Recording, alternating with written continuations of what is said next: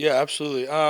Yeah, I originally, I was gonna fully part ways. That's how I envisioned it since the beginning of the season last year. I knew that I wanted to move on and work towards the NFL, and then so I didn't hear from anyone.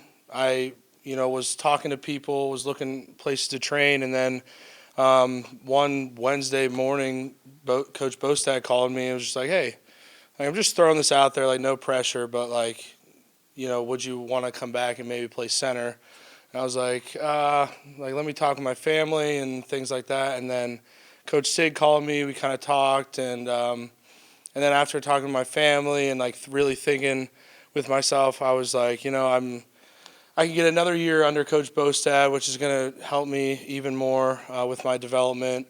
And getting a year under center, I think will help me in the NFL because if I'm going to play in the NFL, I'm kind of an undersized lineman, so center will most likely be kind of my spot. So just all those different factors, and yeah, it was just a pretty easy decision for me. But yeah. Exactly, Mason. How has that transition to center been for you, especially with the new quarterback behind you? It's good. It's smooth. I mean, I played center. I started 4 games at center in 2022, so I'm familiar with the position.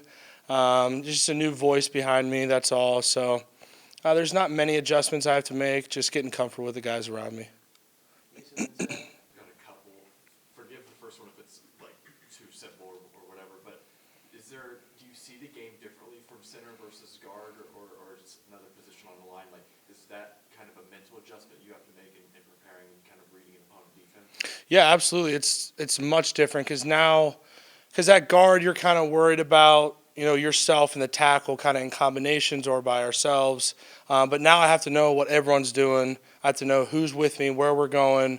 I have to see the safeties, where they're coming down, where they're dropping down, coverages, all these kind of things that as I've gotten older and through the years of college, I've kind of picked up on. So it's easier for me now, but if I was like a freshman or sophomore, it'd be a lot harder for me.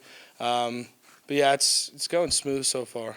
I guess I would kind of flow into my second one then about you said you wanted to come back and work with Coach Bostad to really kind of develop more for the next level. Is that something you're really hoping to improve upon, or what's kind of the biggest area of development you're looking forward to for yourself? Just the versatility of guard and center, just all the inside positions. I'm primarily playing center, but they're throwing me in at right guard as well, left guard. So just the versatility and just getting comfortable.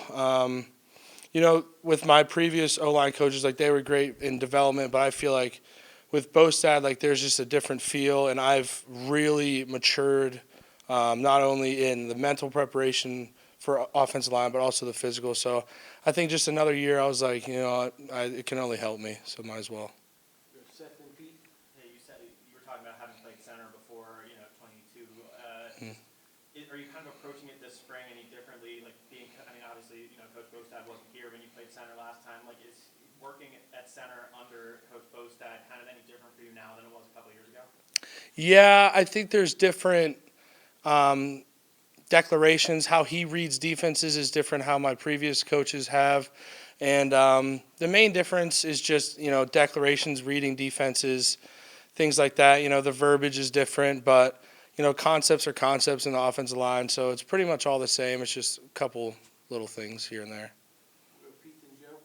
Mike, it's a similar question that I asked Jacob. What excites you about this offense, and what excites you about the coaching staff? Yeah, there's a lot of new faces, right? And it was like that last year and the year before. So just getting guys, building relationships with guys, and just learning everything I can about, the guys in the offensive line room and also new guys in the whole offensive room. So, I'm really excited to see how this offense gels with all these new faces and seeing, guys' strengths and weaknesses and, trying to help them in any way I can. And, the coaching staff's been great so far. I'm from Pittsburgh. Like, a lot of these guys are Pittsburgh guys, like Coach Signetti, Coach Shanahan, Coach Sinceri, and I know a lot of their family. And I just found that out as I committed back here. Was like I'm really connected with these coaches, and they know a lot about my family. I know a lot about theirs. So it's just, it felt like, like I should be making this decision. Like I've known these guys my whole life, but I haven't obviously. But just having that like Pittsburgh connection, we grew up in the kind of the same area, the same morals and things like that. So that's what excites me, and just, getting to work, and they're no BS guys, get in, do your job and get out, so I'm excited about that. Joe and Daniel, with the staff that Coach Cincinnati brought over, you kept Coach Bostad for the offensive line. What's important to them and that experience and the reputation leading your group? Yeah, it's so important. Just seeing what he could do for us last year and the progress that we made from 2022 to 2023 has been enormous. And, credit to Coach Bostad. And it's so important having that kind of leadership in our room, because he holds everyone to the same standard. And having all these new guys come in the offensive line room, we had to brief them on what the standard was in the O-line room and how Coach Bostad runs his meetings, practice, things to be aware of. So, it's important how the standard that he holds in that room is very important, and we all kind of understand that. Daniel on your right, and then Seth. Yeah, Mike, I want to say the last question that I asked you last year, under the premise that you would not be here Yeah. now. So Yeah. I'm glad you kind of overcame Yeah. those allegations. But this is spring practice number 6 for you here. Yeah. Right. Apart from all the new Jeez. faces around you, operationally, the way it's structured, what feels new this year? I'd say the practice style. I think when you look at spring ball over my last 6 now, the previous ones were much longer, much more tedious.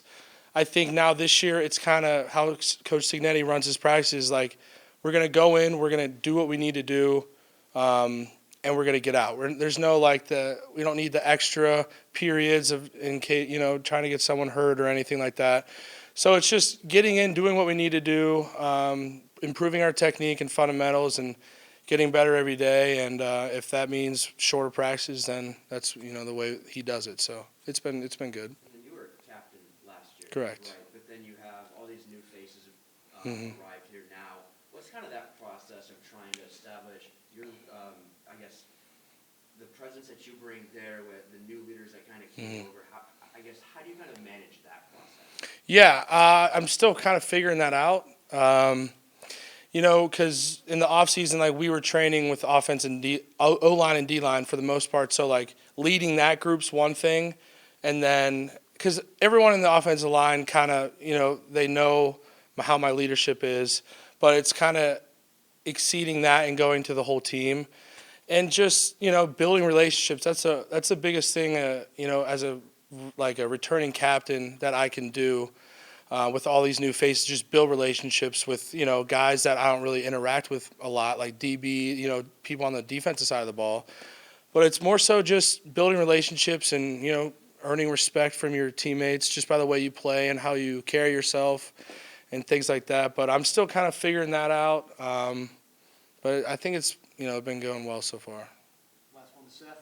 Yeah, you mentioned obviously plenty of newcomers in the room, whether transfers or freshmen. Just who's kind of standing out among that group so far? Yeah, I think Tyler Stevens, the guard from JMU, he's really stepping up. Trey Wedding's doing really well. And then I think those guys are, because I haven't seen much from Nick Kidwell so far. But guys like that, just stepping in and getting as many reps as they can and doing what they can to help the offensive line. And everyone's they're all great dudes that came in. I can't say enough good things about them personality-wise. But, it's still early on in spring ball. So once, practice 12-13 comes around, I'll be able to tell you more on, who's really stepping up from younger guys and things like that. But as of right now, those guys are really stepping up in my eye, and they're doing a really good job. Those two you mentioned, have they kind of been stepping up off the field as well? Yeah, I mean, we, as an offensive line, we get together a lot. We go to dinner, things like that. And it's just they're a big personality. It's hard to come from a different school. I mean, I've never transferred or anything, so I've already had, relationships a lot. but it's hard to kind of open up to these new guys, and they've done a great job. You know, they're big personalities, they're big energy guys, so you know they're great so far.